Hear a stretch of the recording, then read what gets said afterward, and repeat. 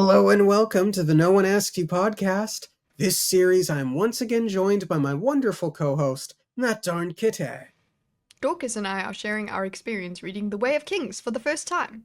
Each episode, we will summarize what we've read and discuss the experience along the way. This is Storming the Archives, The Way of Kings, and today we discuss the Interludes. Again. The Interludes. Again. I-7, Baxil. Baxil and Av walk down a lavish palace corridor with a set of tools. Baxil is nervous. He feels they should be doing whatever it is they came to do, at night rather than day. But Av assures him their mistress knows what she's doing. Baxil thinks their mistress is a mixed breed because of her dark skin, shin-like eyes, and long hair. He reflects that she has uniquely good hearing as well. The palace belongs to Ashno of Sages, one of the richest and holiest men in all of Amul. Baxil finds his mistress intoxicating. He passes her his tools. The mistress begins cutting down various paintings from the palace. Baxil tells Av he's thinking about seeking the old magic. It is said every man gets one chance to ask a boon of the Night Watcher. Av has no interest in doing so. His brother went to ask for a boon and came back with numb hands. Baxil wants to ask for courage, to be more useful. He thinks if he asks for the boon with just the right words, he might be able to avoid being cursed. Av explains the rest of his family went, and most all of them regretted their curses. His father, who was the only one not to regret it, was cursed to see the world upside down in exchange for cloth to feed his family during a famine. The mistress comments offhandedly that she should get herself a shard blade, then laments it would make robbing too easy. Baxil determines to go looking for the old magic. I-8, Garanid. Asher thinks about changing his calling. He explains to Garanid, who works on her equations, that he's tired of cooking. He's not passionate about it and thinks it will be a useless skill in the spiritual realm. Garanid studies two dancing flamespren while she continues the conversation with Asher. They talk about food in a realm of ideas, in the cognitive realm, and wonder if anyone has eaten food in Shadesmar. The two are Ardents. They currently live on a tiny Reshi island, sent to provide religious needs to foreign travelers. They prefer the solitude so that Garanid can continue her spren studies and Asher his chemistry, cooking. Garanid has had a breakthrough. She can predict when the numbers she studies will be erratic and when they won't be. The spren dance and vary in size and shape, but when Garanid writes the numbers down, they freeze in that current state. Asher and Garanid try an experiment where Garanid leaves the room to write down the numbers Asher shouts to her. Amazingly, the flamespren freeze when Garanid writes down the proper number yet again. I-9, Death Wears White. Szeth attacks several guards, absorbing stormlight as he goes. He thinks to them that he is sorry. He hates himself. He continues on to attack King Hanavar of Yakaved at a party. Szeth cries. His orders were to kill as he has never killed before. Make the Light Eyes weep and wear white. Several shard bearers put up a fight. Szeth tears through all of them, lashing them every which way. He does not understand the purpose of this senseless violence. He thought what he did 6 years ago had been a massacre. He had no idea what a true massacre was. Szeth chases down the king. His irrational mind blames the king for all of this. He had thrown a party to set up a trap. The king had been expecting an assassin. Szeth blames the king for all the deaths that night. More shard bearers appear to defend the king and attack Szeth. Szeth drops the blade, then takes in Stormlight. As he fights off all the shard bearers, he realizes that he never thinks about how he walks on sacred stone anymore. Szeth continues his assault relentlessly. Szeth no longer cries. He's numb. He hates the king. The king asks, "What are you?" To which Szeth responds, "Death." Okay, before we get into the interludes, as I've continued my re-listen through of earlier chapters, I had a couple of thoughts to cover. Mm-hmm. Could Shallan sell the shard blade? So she failed to get the Soulcaster. Her family is in desperate need of money now, more now than ever. Shardblade can bring in a lot. It is, yeah, I guess. It would have to be on the black market, I suppose, somehow. Because I would think that there's some explanation needed for the Shardblade then. There's some secret. How did she get this Shardblade? It seems like it was probably her Mhm. father's and somehow she killed her father or something. Yeah. There's something she would need to reveal if she Yeah. was going to give it to someone or something, or like, yeah, use the Shardblade politically. It would be a revelation, and I don't think that's what she wants. Yeah. And I have to wonder if her brothers know she has it or not, Mm-hmm. because they would probably insist she sell it, which, if they're not, it could also mean that it's a family heirloom, Mm-hmm. Shardblade, because it does say in her first chapter that Devar is a very, very ancient house. Yeah. So that also suggests to me the possibility that she, like I suspect Kaladin is a descendant of one of the heralds. Child of Tanavast. Hmm. But Yeah. that's a thought I had. It's a good one. Thank you. Speaking of Child of Tanavast, I re-listened to the part of Dalinar's vision where the Almighty, and I think I've expressed this before, I don't believe he's the Almighty, Mm-hmm. says to speak of what might be is forbidden. And particularly exacerbated by this chapter when the Ardents openly talk about Shadesmar, Yeah. has me wonder if the voice that Dalinar is hearing is an Ardent An audit. or someone higher up in the religion. I don't think it's like some nobody. I think it's a pivotal figure, a very powerful figure within the movement. But why would the Almighty be unable to speak of what is forbidden? But we know that the Vorin religion, it is very, very taboo to speak of what might be because it smacks of prophecy. So that swirled around in my mind. Okay, so how is this? Is this? So are you saying that this ardent is alive now and speaking to him? I don't think so. No, I mean, maybe, but if it's not the Almighty, it might be someone of the foreign religion that maybe ascended to angel status or something to that effect. Uh, I need to know more about the cognitive realm and Shadesmar and so on to see what can be accomplished in these alternate dimensions, so to speak. But I think it's possible.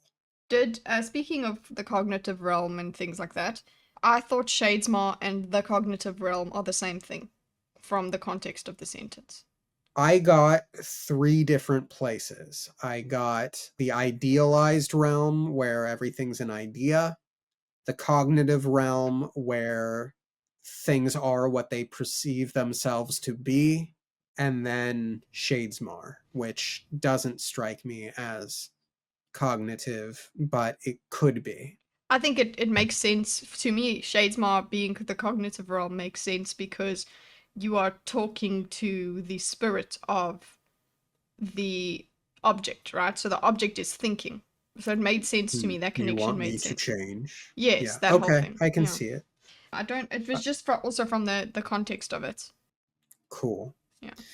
Dalinar says to Yasna about the Parshendi. When Yasna asks, what was the first thing they said to you? Dalinar says, they wanted to see our maps. Now, I had imagined something to the effect of the Parshendi going away and coming back, perhaps a la Shadesmar, different realm type thing, the Tranquiline Halls, whatever. And the reason that they needed to see the maps was because they've been gone for like 1,000 years, and now that the Everstorm's coming back, they're back and they want to see the layout of the land. I had imagined that, but then I wondered, wait, Shalon's dad had something strange going on with maps, so maybe there's a connection there. Mm-hmm. Well, So, there's also the idea of they need to know if they know where something is. They need to see if the I suppose the enemy also knows where it is. Is it marked on a map? Are their maps accurate compared to ours, kind of thing?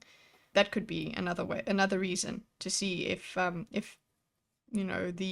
Alethi are close to our place. Do they know where our city is? Is it on their maps? Yeah. By the way, I am wondering if the Alethi are the descendants of the Radiants, with all the focus on light eyes Yeah, and dark eyes, and the I think so. Radiants being yeah, Yeah. yeah. Those are the bulk of my summary notes for things prior to this chapter. Hmm. I thought you had me in the first half, 2/3. Um, I thought I had the interconnected theme as being love until we got to the third chapter, and I couldn't quite figure it. Did you sense any big connecting theme? No, I was actually just more interested in. I didn't connect them at all. Okay. Yeah. So we've got Baxel and Av essentially doing a heist. But it's not a Uh, heist. They're not taking anything. they're not. Their mistress is doing the art thieving She's not stuff. thieving, she's breaking it. I thought she was like tearing it up, like pulling it off its canvas and like No. storing it. No, she was just destroying it. Yes, she was putting she put her knife through two eyes at some point. Hmm. She was smashing sculptures as well. I thought she was like prying gems from the eyes to take. I need to reread this interlude. But let's see. Let's see. Where is it? She held out a hand, paddled man. There's a full statue back there. So she's talking about a statue. He responded, putting the mallet. Perhaps I should get myself a shard blade, blah blah. She began to pound on a statue at the far end, breaking off its arms. Baxel winced. Someone's going to hear that. Earlier on, she did something to a. Yeah, slashing at paintings. Okay, yeah, I'm dumb. No, you just thought she had a purpose that made sense. So I don't know if she's just here. I don't know. Like I knew the other two weren't stealing. I thought it was like a weird situation where like they were forbidden from touching anything. Only Mm. she was allowed to decide what to take. Nope. Yeah, read it twice. The mistress took a knife from her bundle and slashed the painting down the front. I was like, wait a second. Whoa, whoa, whoa. What? And I was like, if you are stealing a painting, you're cutting it out of the frame, but you're not slashing it that way. That's not Yeah. right. And this, he'd almost gotten used to the casual way she destroyed art. So I'm like, okay, so she just wants to. I don't know why she's doing this. Is she just being? Is she an activist? So I have thoughts on that actually. Well, Stop oil kind of thing? I don't think that's it. So she's, according to Baxel, a mutt. Mm-hmm. She and we don't get her name. The casualness with which she talks about getting a shard blade and the fact that she has unusually good hearing Mm-hmm. are, I think, all indicators that she is a Cosmere traveler, maybe an Allomancer. Hmm. Okay, yeah. But she has shin eyes, Yeah, she has shin eyes, but which she's are clearly very not. light violet. Yeah, but she's clearly not of Shin. Well, no, Mm. it's the baby face eyes, I think. Well, when it talks about her eye color, it's that they are so Oh, light. It's such a light violet that they're almost white. That's yeah. that. I don't know if we have that kind of eye color in what's the name? What's the other? Shinovar? Yeah, no. Well, not Shinovar in on Vin's world in Mistborn. Oh, well, that's a good point. But I mean, you could change. I don't know. So maybe not an Allomancer, although it sounds to me like she might be burning tin. Mm. But all the same, the mutt features are not different from the way that Ishik described his foreigners, who we know to be Cosmere travelers. Mm. So the Night Watcher up until this chapter, I had felt was spoken of as the devil, essentially. And you make a Mhm. deal with the devil. It's a monkey's paw situation, and that's not so different to this lore we get. She gives what she feels you deserve, then gives you a curse to go along with it. Sometimes related, sometimes not. Mhm. Yes. We basically get the sense that Baxil wants to make himself into someone who could grab this woman's attention. Yeah. And that would definitely result in a bad curse. Because considering the story about this father who basically asked for something to sell when they were having a famine, right? Right. So he's asking for good reason. He's asking for help. So all he got as his curse was seeing the world upside down. And it is apparently you can get used to that. Your brain adjusts. Yes. And then apparently And he did. Yeah. yes. And so that, okay, that's kind of where I made a connection between this interlude and the Zeth interlude, Mm. because Zeth lashes people. Like Mhm. he can lash things and do that to himself. He can reverse his own gravity and Mhm. walk on the ceiling and so on. So that suggests to me that whoever this oracle, night watcher, old magic person is that grants these boons and curses might be drawing from the same well that Zeth is, so to speak. Yeah. We don't know. Magic. I would. Whenever there's a magic system or different kinds, seemingly different kinds of magic, I expect them to be connected in some way in fantasy. That's just how I. It makes sense to me. Yeah. And at the end of the day, Baxil's like, yeah, I'm going to do it. I'm going to go seek her out. And he's gonna get some sort of curse. I don't know if we see him again or if we see her again, but yeah. Yep. Yep. I'm sure we will at some point. I I imagine we'll see yeah. many of these people again. Hmm. I like his his quirkiness. So we know we've got the manner of speaking with Sazed, I think. Well, this guy says thank you a lot in his mind. Yeah. So he's like, thank you. Yeah, he's I have affection for him. Yeah, he seems like a sweet guy. He seems earnest in his desire, and I hope Mhm. he doesn't get too terrible a curse. Yeah.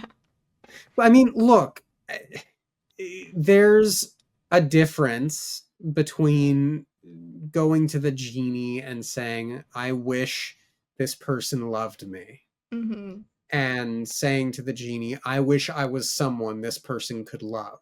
Mhm. Does that make sense? Yes. Yeah, there's no compulsion really in that. You're not compelling someone to do something. You're just improving yourself. It's like going to the genie and saying, "Okay, cool, make me buff." Yeah. And I'll be her type, or make me 10 inches taller, or something like that. You know. Yeah. So there's some, I don't want to say nobility in it, but it's like, It's not that bad. yeah, there's not quite so much trickery here. But this Night There's, Watcher is trifling, man. So watch yeah, out. yeah.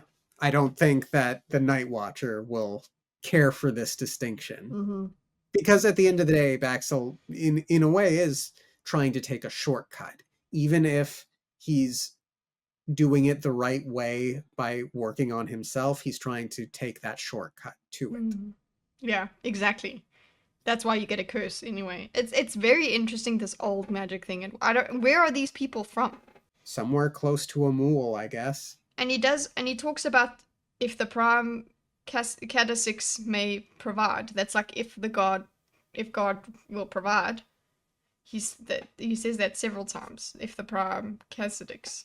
Yeah. So whatever that is, just noted. Okay. When it came across, I was like, oh my gosh, there's so much to remember. Yep. The ease with which Sanderson just named drops a bunch of stuff. In some instances it feels like he's trying to do the iceberg theory, and then in other instances it weaves in really nice and genuine, and I don't dislike it. Mm-hmm. One of his great strengths, it seems to me, is his creativity. Oh yeah. Yeah. I've been thinking about that a lot this week. His strengths. It seems to me it's his creativity, his diligence, being able to work so consistently, Mm-hmm. and it seems to me thus far his ability to portray mental illness. Mm-hmm. Those three things I think are top of the list for what Sanderson is exceptional at. Mm. So then we get to Garanid. Yeah. We've got these sweet old couple who won't sleep together because why sully the end of a good book metaphor for their life. They're good ardents. Asher's a cook, a chef. Garanid is the science lady. Well, they are both scientifically minded. Garanid is better on maths, not so much on theory, and And he's the Asher chemist. is, yeah, Asher is more good with the theory and not so much on the math. Yep. So, The two big lore drops here mm-hmm. are the dropping of the name Shadesmar, Mm-hmm. and that Syl might have a potential weakness. Oh no. Yeah. But it does okay. Weakness for me, mine was actually it's making sense for why Syl has developed so much because of Kaladin. So that's what I took from it. The observation of a living person has something to do. It has a change. The observation of a living thing, a living person observing a spren in some way has an effect on it. So that's what I went with. But I understand, yeah, you could basically lock her in place, Yeah. is the weakness there. Yeah. And I am now very nervous that that is going to happen to her at some point. There is a bit of description on the flame spren when it's frozen that it looks almost human. Mm-hmm. That was important. Yeah, for me, that's what got me to the thing of when you're observing the spren, when you Mm, are addressing it, that sort of thing, that somehow makes it more human. That's where I got that mechanism from.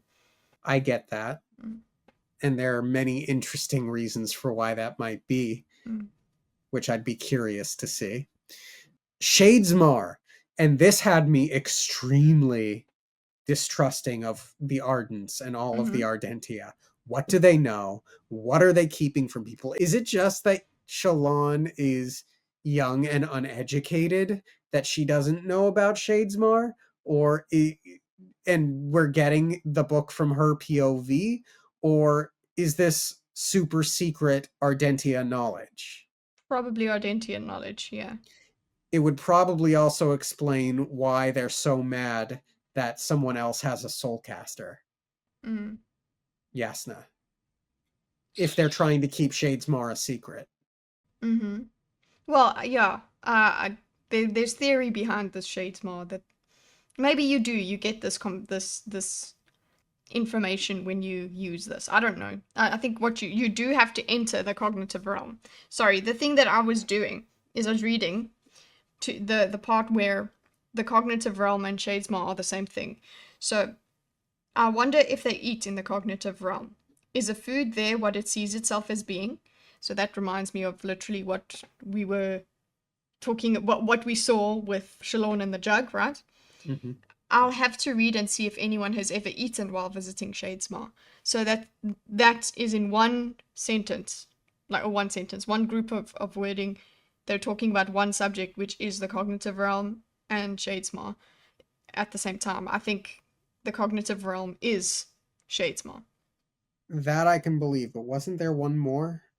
Like a few sentences before that? Idealized realm? The body must be fed in the physical realm, but the spirit exists in a completely different state, a state of ideals, she replied. So you could create ideal foods, perhaps. That was about the physical realm. If it meant never again having to eat something like the green soup he made last month. So this is very emphasizing that he makes all different kinds of concoctions, which I'll get to just now. That was something, wasn't it? Completely revolting, blah blah. Yeah, and then I wonder if they eat in the cognitive realm. That's the only part that I got. So we've that That's she speaks about that's this. They speak about the spiritual realm. Then they say the physical realm with capital P, capital R. State of ideals is not given any okay. capitals. I don't. All Yeah. right. Mhm. All right. I've been talked down from 3 to 1 No, it shades is more. three. We've got spirit realm, we've got physical realm, and we've got Shadesmar, which is cognitive realm. That's still three. Cool. And yeah, it makes sense that they call it the cognitive realm. Is a food there what it sees itself as being? That's quite cool. That was quite a good revelation about that, because that is what, when she was talking to the vase, right? The vase. It was hmm that's what it's thinking itself is. So yeah, It's yeah. it's an interesting extension of the conversation Hesena had with Kaladin and Mm, Tien about there being spren in everything. And then yes. Tien's like, what happens if you cut something in half? Are there then two spren? Mm-hmm. So you've got a chicken. Chicken probably sees itself as a chicken. You kill the chicken, you cook it. What does chicken breast Think it is. cooked think it is? Does it Or still is think it? it's chicken or Yeah. These are good philosophical questions. I'm just thinking that there's this chicken in the cognitive realm. It's like I'm still a chicken though. You're eating me, but I'm still a chicken. So you have, when you go into Shadesmar to soulcast roast chicken or whatever, you still have to talk to the chicken. Yeah, I really love that you used the chicken. thank you. Anything else to discuss with Garanid? Yes. Okay. At the end, he's busy making some sort of confectionery, some sweet stuff. Okay, and he was using Mm. a fruit from Shin, and he likes using fruit. So I'm wondering if he's the guy that made the the jam. He's an ardent. Ooh. How Okay. close are the Reshi Isles to Yeah, Carbronth? it's What's very, look. It makes sense if if it's very far away. It does seem like it, but it's like an ardent would have made that, and maybe he got. Why would they be involved in that though? It seems like they're just in their studies and that's it. But it is something that I just thought of because I was like, okay, well, Carbronth is very far away from the Reshi Isles, hmm. like opposite end of the world. Yeah, like that would be like, hey, kill her. And also, if he gave him this jam like many years ago, or whatever, it wouldn't be rotten. It's Hmm, jam. So, but anyway, that's just that was the last thing that made me think about it. cool. And then we get Porzeth. One of the big things that stuck out to me was just how many shard blades and shard plates, and to a lesser degree, shard, half shard things the king of Yakaved had Hmm. to set up this trap. I thought that was pretty impressive. So, this, I think, was intended to be quite intimidating, yeah? Yeah, considering the way they measure power there, essentially. I mean, it is Yeah. literal raw power, and they have been making those half shots. hmm And I don't think they're doing that. Well, we haven't seen any of that over on the Shattered Plains. Yeah, that's true. Certainly certainly nothing from Kaladin Mhm. seeing Sadius using the stuff. And they're not that great anyway. They get hit Sounds twice. like But I mean, it. listen, for a weapon that literally goes through anything, the fact that you can shield yourself from one blow is pretty good. Yeah, But yeah, you hit it twice and boom, it's done. yeah.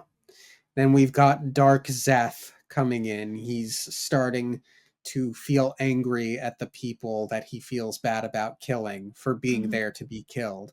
Now, Hmm. granted, setting a trap at a party is pretty uh maybe not the greatest thing to do. Yeah, it's brash and careless. Yeah. But nevertheless, this signals a very, very dark turn for Zeth, yeah? Yeah, he's so formidable, man. He is death. It really does make sense that that's how he ends the chapter, because the amount of killing that that guy does, and Quite a lot. yeah, I wasn't even finding it too cool. I was just like, okay, I lie. I did find a lot of the Spider-Maning stuff pretty cool. But in the, when the descriptions of killing 12, just killing a dozen people in one sweep is, and their eyes, like, basically drying out and dying, it's gruesome. Very much so. This is the Red Wedding, but one person did it. Yeah. Yeah. Quite impactful. It was very visceral, this chapter. Yeah, but he's making, and what is this master of his doing? Why does he want, so he wants him to wear white, he wants him to do, he must be, he must make sure he kills as many people as possible and the king. It's not actually just an assassination. You would think an assassination is in and out, we kill, boom. No, he needs to massacre as part of his assassination. And the So fact is, this guy just defeated, hello, one oak, one guy, defeated two shard plate people. yeah. I think there are larger political goals in mind by whoever Mm. controls Zeth, but I have to wonder how much of this is directly intended just to break Zeth down, Mm. specifically. It works both ways. I'm sure this wouldn't be the reason he does it. It's just a perk. Yeah. Yeah. Other than that, like I mentioned earlier, the connection between Zeth's lashing and the dad's curse in Mhm. the earlier interlude came to mind. Beyond that, I didn't catch anything too substantive lore wise or. It does have that reference to basically his, it seems like his new master calling him a god. Just a reminder of that. Like, you are a god. You're powerful that way.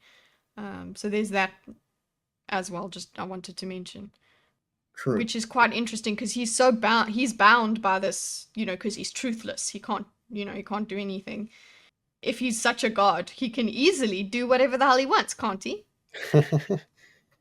Except disobey the Oathstone. I mean, Mm, maybe that's what the goal of all of this is. Maybe they're trying to bait him into breaking the Oathstone thing. I don't think they are. I don't think that's for, no, because then he's out of their control. That's true. And I don't find the person that good that they would want him free. Also true. Mm. Anything else to say about the interludes? Very interesting. Yep. Very excited to see what happens in this next part. What's the next part called? Storm's Illumination. Will Okay, we I'm get. expecting answers Yes, from that. that's what I was going to say. Will we be illuminated? Please illuminate us. Mm. Oh gosh. Thank you all for tuning in. Have a great rest of your week. Thank you, Kitty, for joining, dedicating your time to this wonderful adventure. Thank you for having me. Of course. Okay, thanks, bye. Okay, thanks, bye.